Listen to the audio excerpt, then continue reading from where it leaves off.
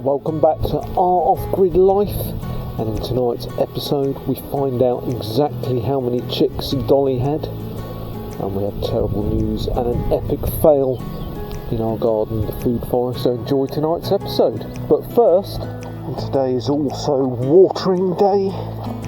When you live in a house, watering is taken for granted. You want to water your plants, you turn on your hose, which is connected to your mains.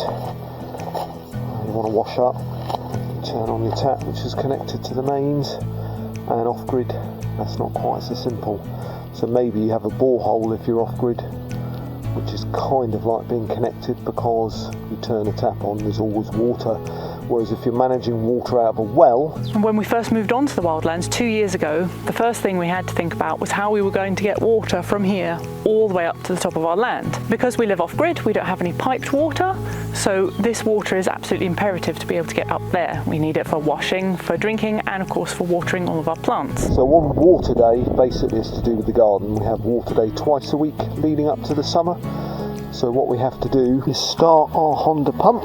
Let's just check it's got some petrol. Yeah, plenty in there.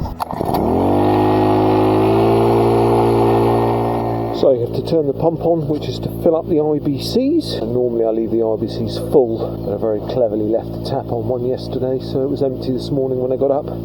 So I'm just filling them back up, and then I have to turn on all the taps around the food forest, and each berm, which is one section of the garden or food forest, gets 1,000 litres out of the IBCs. So what we're doing this year is we're watering less, so we're not watering every day, we're watering twice a week, 1,000 litres on each berm, allowing it to soak into the ground more, so less evaporation. So let's go around and turn all them on. So you can see this IBC needs filling up. I fill that up first so that I then know I've got this whole 1,000 litres to go that way onto berm number 4. So while that IBC there is filling up, that's the one. So what we've got here is just a backup tap on and off, which runs down a hose to the bottom IBC, and I was just filling that up, left the tap on overnight, it's all overflowed down the garden. So what we're going to do now is, so this water here, this is coming out here with its own tap. This is our micro irrigation system. So if I turn that on and we go down a very short walk to Raspberry Row, which is here. So this was newly completed just a few weeks ago, and we've got seeds directly sown of sunflower, and here we've got lobelias which are just coming up. So this bed has got to be kept moist, and you can see we're getting rubbish pressure. In fact, it's almost stopped, and that is because these are algae filters, and obviously one side is blocked, so it's the one that's coming out of the black pipe, which is this one. So this one is blocked. Let's have a look at that.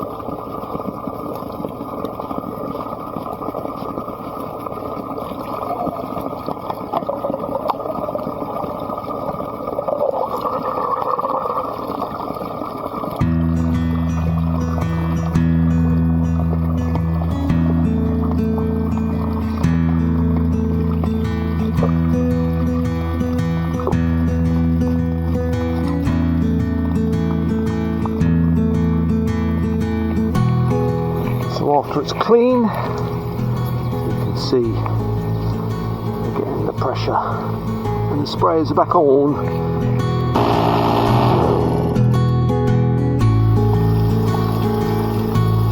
And then it's just time to turn the taps on all the IBCs, and then we'll get all the berms watered down in the food forest. And for those of you that are new to the channel, I'll show you what berms are in just a moment. So we're down in the food forest, and this is a berm. In this case it's berm number 3, we've numbered them all. So you have a swale, which is basically a shallow trench in this case, and then the earth that you've taken out to make this trench, which is rounded at the bottom, you've moved onto the berm. So therefore you have your berm, which is your bump, and your swale, which is your low point.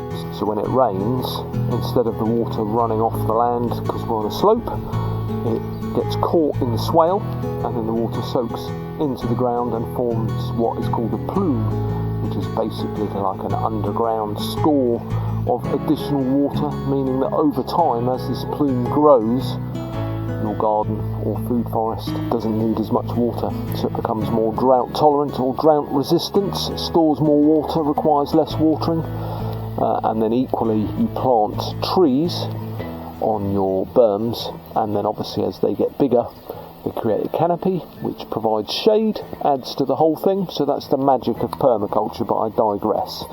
So we're turning on everything, and then I just walk around the garden and check that everything is working. We don't have a blockage like earlier. So we can see that in this case swale 3 is on, and we basically leave that running until the whole 1,000 litres is emptied out onto that berm. So then I just double check everything's working. So berm number 1 at the top, you can see sprayers there. So berm number 1 is on. Mrs. Spiral, you can see that's all on. We'll pass that into berm number 2. So berm number 2 is on. That's berm number 2 all the way around there, and that's berm number 3 that we saw earlier over there. And lastly is berm number 4, which is down there, and they're all functioning too.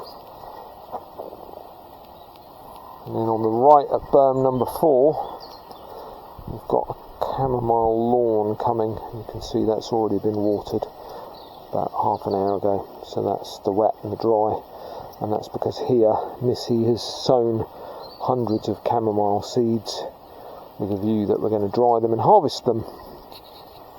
There is the end of berm number 4. You can see we've got millions of strawberries, and that's my next chore, to pick a bucket full of strawberries and then go make myself a smoothie. Although I'm biased to strawberries, so I tend to be just having smoothies of strawberries with a bit of apple juice, which is yummy, but we've literally got millions of strawberries. We need to give some away. Anyway, that's my next chore in my life off grid. One day off grid today, isn't it? Show you what we get up to.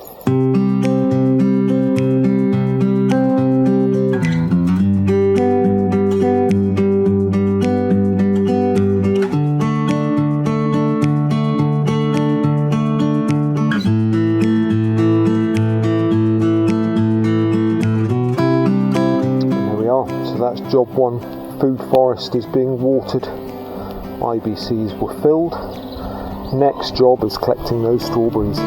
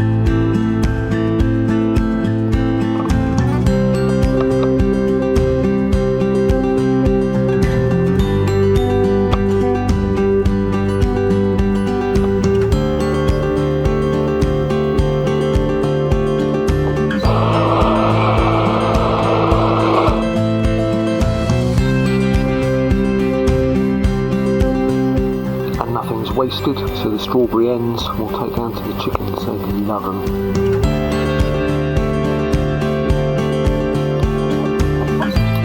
Mind yourselves. Come on ladies, gents. Alright, who wants some strawberries?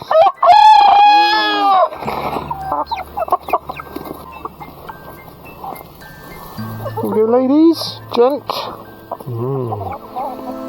So the next exciting chore, and it wouldn't sound like it's a very off-grid chore, although obviously everybody has to do the washing up, but it does bring a new dimension to washing up, because we either have to pump the water out of a barrel using our feet, and we've got a whale pump, which is mainly was designed for use on a boat, but we found it a very economical way of using water, because it means you can't just turn a tap on waste water. So we either have that, or we have a little bottle, which Missy's shown you before, which we fill up with clean drinking water that we have to collect from a font, So again, that's a task in itself. And then we use that for rinsing, and we have to heat up the water and boil a kettle. So it's really old school, and it does obviously mean that there is an additional dimension to washing up, which is mainly about saving water, everything off grid when you don't have an easy water supply, when your water is coming out of a well and you stop taking it for granted. And I know I did when I lived in a house. I would, have a shower and I would probably use hundreds and hundreds of litres of water. Here when I shower, I can shower in 5 litres of water or less and get a very good shower. So same with the washing up. Anyway, waffle aside, I'm not going to film the washing up because it's not exciting, but there you go, you can feel the pain of water management just for a simple task like a washing up. What's all that noise? Are you going to tell everybody watching about your nasty wound on the side of your head there? Look at the state of that. Bob's been having to see off a black cat who's invading his biscuits. So Bob was feral. It took him 2 years to come and chat to us. And now he's super cute, but he's a real bruiser. He's always fighting, got bits of skin missing. Hey Bob.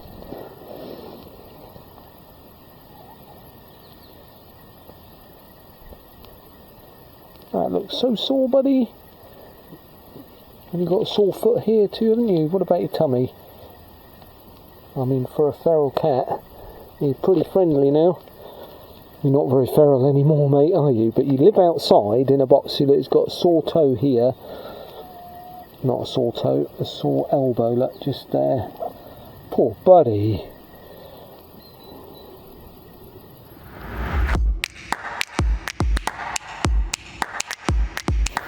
So that's the watering done. You can see behind me the IBCs are empty.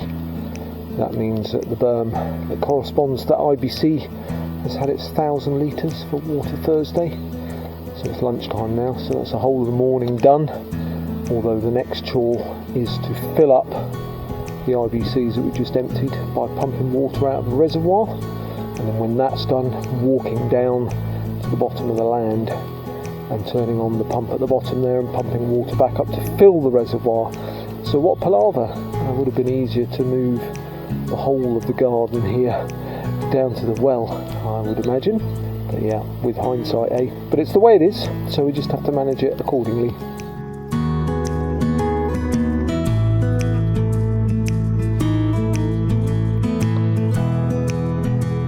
See, it's empty and green. So we've got to turn on this tap. And that goes up to the top one. Here. We're going to turn that tap on too. And then those two fill from this one pipe and they drain to fill the bottom two as well.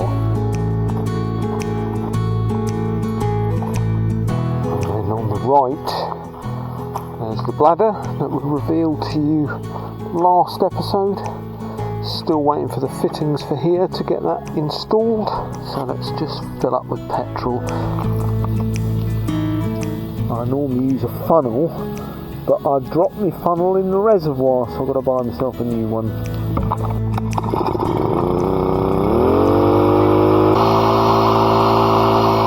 And that pumps out of the reservoir, up this pipe. Oh, hello lizard. And then up into the IBCs, you can see it moving there. That's another off-grid chore completed. So I think I'm going to sit down for 2 minutes and have some strawberries, and then we'll get on with the next job. Hello, my name is Juan. I'm having a real hot day. This is my day off grid. I'm having a sleep, and then I'll wake up later for my winner, and then I'll have a walk, and then I'll have another sleep. I'm very tired today because I've had such a hard day getting out of bed and going back today. So an update on last week's chickies. Hello ladies and gents. Make sure the door's shut. I'll just show you because Dolly has been very busy. If you remember in last week's video, she had 4 chickies and now she's got 5.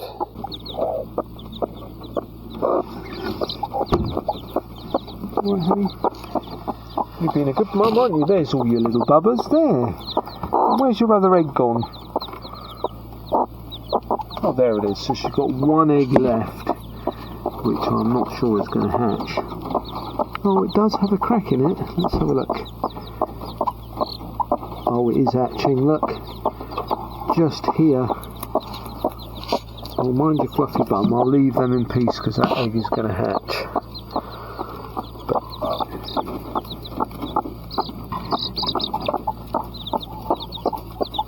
So Dolly's 6th egg is going to hatch. She's got 5 little fluffers now. That's very exciting. So I'll have to show you number 5, the smallest one, when it's not underneath Dolly. And the 6th one, the egg there, got a little crack in it. So exciting! More chickies! So you've been a busy boy, haven't you? With all those bubbers. And you had 6 babies 3 months ago. I know. And all your ladies here. All right, ladies? How are you doing? You're such a beautiful boy. This is Flapjack. He's our cockerel. And our next job is, remember the chickies I showed you earlier? I've got 6. And it's time for them, even though they're very small, to come outside, but they need to be kept separate from the bigger chickens because they're not ready to go out with big chickens yet. So we've repropositioned the chicken tractor that you might remember I made a few months back, and that means Dolly can be outside as well with her 6 bubbers. So we've made sure it's chick safe, and we're going to put them outside for the first time. So that's very exciting. So let's go down to the chicken area and get that job done.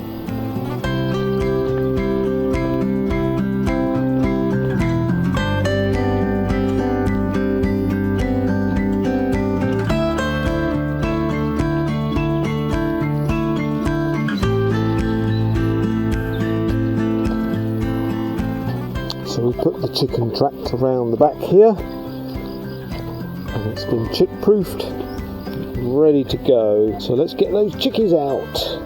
Have a look in the box. Oh, hello chickies and babies, and mama, aren't you doing a great job? And you've got 4 chickies there, 5 chickies there, which means that new chickie number 6 is under mummy's fluffy bottom. There, hello chickie number 6. You're coming outside today. That's exciting, isn't it? Your first time outside. There's chickie number 6 just here. Isn't she tiny?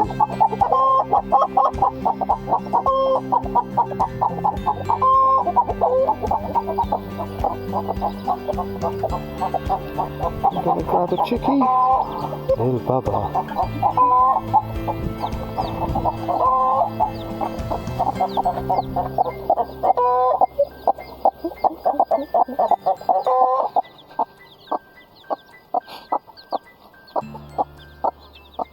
What you got, mama? What you got?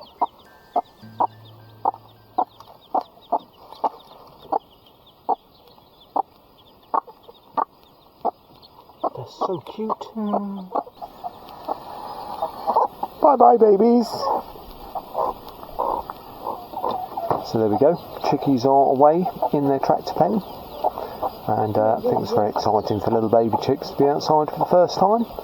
So on to our next job.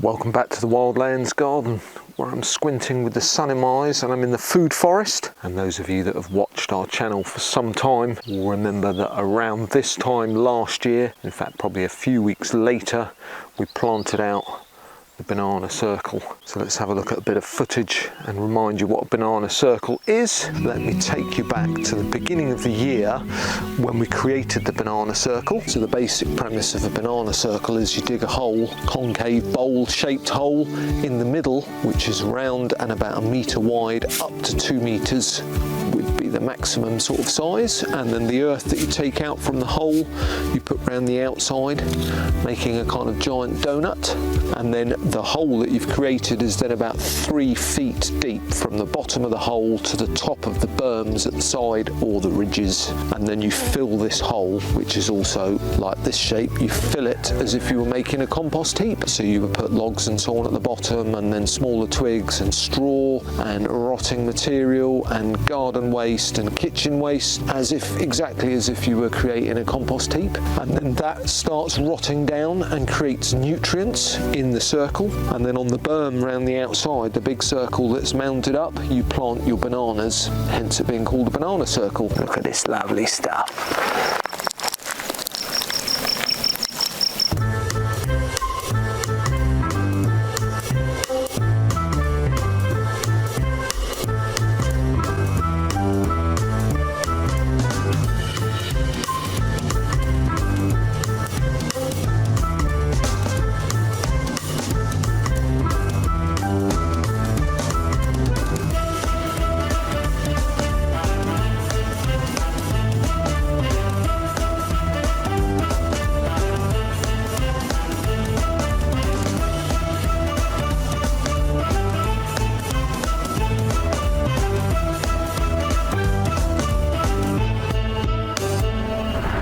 See from when we planted the bananas here just how much they've grown in 6 months. Unbelievably fast growing. So bananas usually take around 15 months to flower and create fruit. So that means that the bananas on the back of the circle, which are Musa Cavendish, which are a dwarf variety, and although they call them a dwarf variety, they will grow to about 2 to 3 meters, so still around 10 foot or a bit less, so still very big plants. They are the bananas that grow the traditional bananas that you would buy in the supermarket, and they're the bananas I'm trying to grow. These giant red Musas will also fruit with smaller red bananas which are also edible. So my goal is to get the Musa Cavendish at the back of the circle to provide me bananas from June of next year, which will be around the 15-month period from when I planted them, and then they take 2 or 3 months to ripen. So I have a feeling that the banana circle has not done well over the winter. And you can see the rather attractive structure behind me, just fleece on the outside, and then inside we've packed it with straw and old compost bags to try and keep the straw dry. And my objective was to keep them alive long enough by surviving through the winter into a second summer, so that they would hopefully fruit towards the middle and end of this summer coming. However, it looks like the straw has got wet and the trunks have got wet and they've rotted and they're all dead. So not good news on the wildlands garden. So let's go and have a proper look and see if we do actually have any signs of life in the bananas, and then I'm going to clear all this away and get them out for the coming summer. So we're inside the banana circle now. So there's one dwarf Cavendish here, one here, and the third one inside there. And then you can see the giant red, which is about 3 meters tall. We've got Carnas coming back, already about 1 meter tall. They're over this side too. We've got another giant red Musa on Sante, towering at about 3 meters, maybe 2.5 on that side. And you can see she's burst through her bag, but still has all her straw. So interesting, this straw is really dry all the way down, which is why she's fine. And then on the dwarf Cavendish, it's absolutely sopping wet, and you can see the hole where the Cavendish was, and it's completely rotted. I don't think there's anything left in there, so I'm going to get my gloves on and I'm going to take all this out.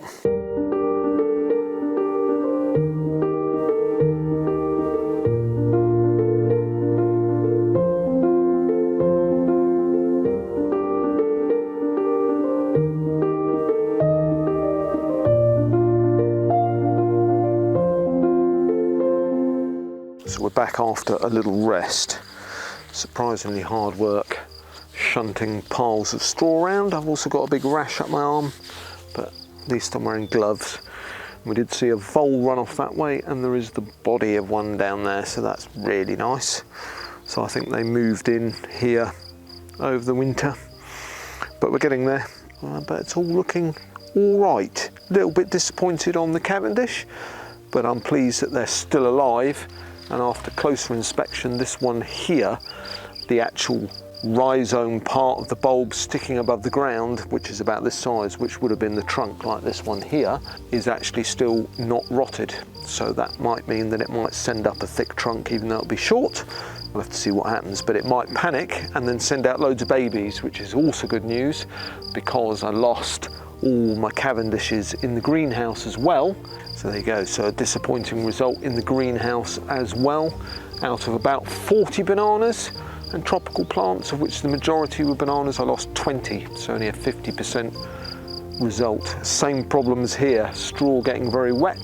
The previous year, which was very tedious, I wrapped each banana individually in a pot and had sticks, wrapped it round and then stacked them separately, and that worked much better. So we're going to have to try a different system, because the fact that the red bananas have survived means that the Cavendish would have survived the cold, and what's got rid of them and killed them off is the wet from the straw, which is supposed to protect them from the cold and has actually made them rot. So we need to relook at that. So that's the banana circle done, or at least exposed back to the elements and unwrapped, ready for the summer. So next, I'm going to leave the banana circle out in the sunshine so that it can dry up the wet, rotty bits of the trunks and dry up where the ground is wet from the sawdust. And then next week I'll give her a big mulch of well-rotted horse manure and organic fertiliser and get them ready for the growth in the summer. And then we'll have to cross our fingers that the 3 Cavendish come back. I doubt very much they'll fruit as they've lost their trunks, so that's a bit disappointing. But we live and learn, so subscribe to follow our journey on the wildlands and stay in touch and see what happens with the banana circle through the summer, whether the Cavendish come back, how many babies we can get from them, and how we wrap them in the winter to see if we can avoid what's happened this year and have more success next year. Also very soon, Missy will be doing a full tour of the food forest a year in, and she's been planning that for quite some time, so very exciting, especially as we've got so many edible foods to plant out as well. So it's going to be looking absolutely stunning. So here's some drone footage of the banana circle so you can see how she's doing after her wrapping up over the winter period.